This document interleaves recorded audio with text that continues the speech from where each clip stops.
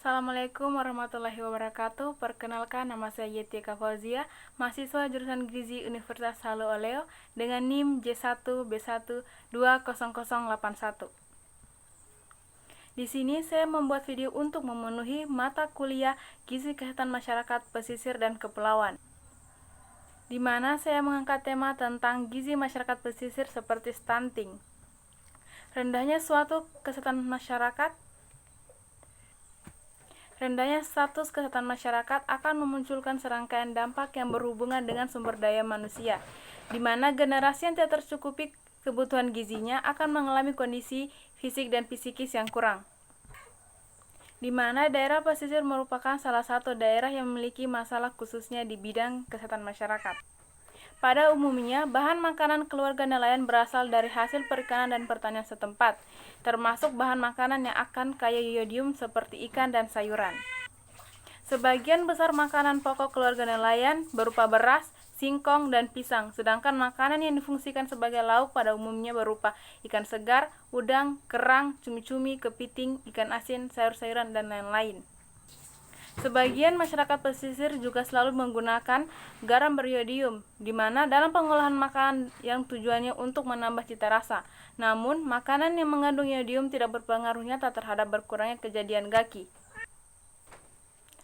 Hal ini diduga karena cara memasak produk hasil-hasil perikanan yang kurang tepat, yaitu dengan menambahkan asam yang terlalu banyak atau cara pemberian garam beriodium yang tidak tepat.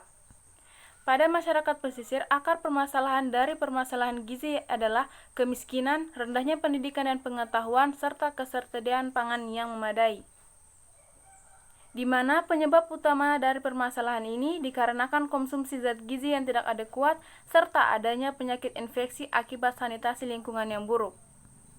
Pada umumnya, masalah gizi pada masyarakat pesisir terjadi sejak lahir diakibatkan karena kurangnya pemberian ASI serta kondisi lingkungan tempat yang kurang sehat. Ada beberapa penyebab kurang gizi di masyarakat pesisir, diantara yang pertama, tidak tersedianya makanan secara adekuat atau sosial ekonomi. Yang kedua, anak tidak cukup mendapat makanan bergizi seimbang. Yang ketiga, pola makan yang salah. Dan yang keempat, adanya kebiasaan mitos ataupun kepercayaan. Ada beberapa upaya penanganan pemerintah dalam penanggulangan kekurangan gizi. Di antaranya upaya kesehatan kuratif dan rehabilitatif seperti penemuan aktif dan rujukan kasus gizi buruk, perawatan balita gizi buruk, dan pendampingan balita gizi buruk pasca perawatan.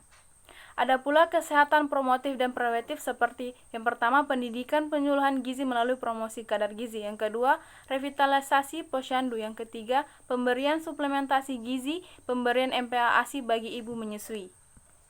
Masalah gizi pada anak secara garis besar merupakan dampak dari ketidakseimbangan antara asupan dan keluaran zat gizi atau nutritional imbalance. Faktor risiko kejadian stunting atau gagal tumbuh di wilayah pesisir. Periode 1000 hari pertama kehidupan atau HPK, yaitu 270 hari selama kehamilan dan 720 hari pada kehidupan pertama bayi. 1000 HPK merupakan periode sensitif karena akibat yang ditimbulkan akan bersifat permanen yang menyebabkan janin dalam kandungan melakukan reaksi penyesuaian.